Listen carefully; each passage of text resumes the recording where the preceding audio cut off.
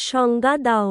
অথবা বাজারজাতকরণ পরিকল্পনা বলতে কি বুঝো? উত্তর ভূমিকা।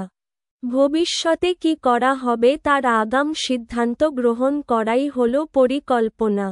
বাজারজাতকরণ পরিকল্পনা হচ্ছে একটি কোম্পানির পণ্য উৎপাদনের লক্ষ্য অর্জনের জন্য বাজারজাতকরণ মিশ্রণের উপাদানসমূহ, যেমন পণ্য, মূল্য, কটন ও প্রসার ইত্যাদি কিভাবে ব্যবহার করা হবে, তার রূপরেখা প্রণয়ন করা। বাজারজাতকরণ পরিকল্পনার সংজ্ঞা। বাজারজাতকরণ কার্যক্রমের ক্ষেত্রে অগ্রিম সিদ্ধান্ত গ্রহণ করাই হচ্ছে বাজারজাতকরণ পরিকল্পনা।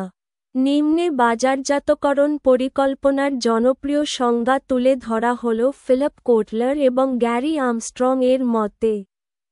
বাজারজাতকরণ পরিকল্পনা হচ্ছে বাজারজাতকরণ কৌশলসমূহের সিদ্ধান্ত গ্রহণ যা কোম্পানির সামগ্রিক কৌশলগত উদ্দেশ্য অর্জনে সহায়তা করে।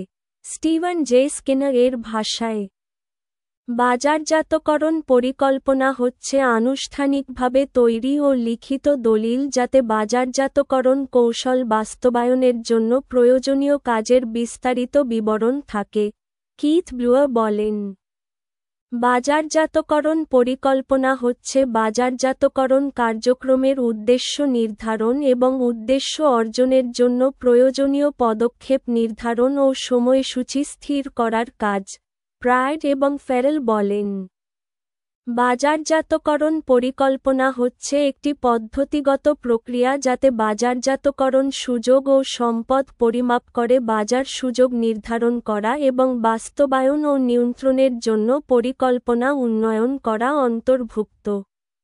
উপসংহার। পরিশেষে বলা যায় যে, বাজারজাতকরণ পরিকল্পনা হচ্ছে কোম্পানির পণ্য উৎপাদনের ক্ষেত্রে অগ্রিম পরিকল্পনা করা।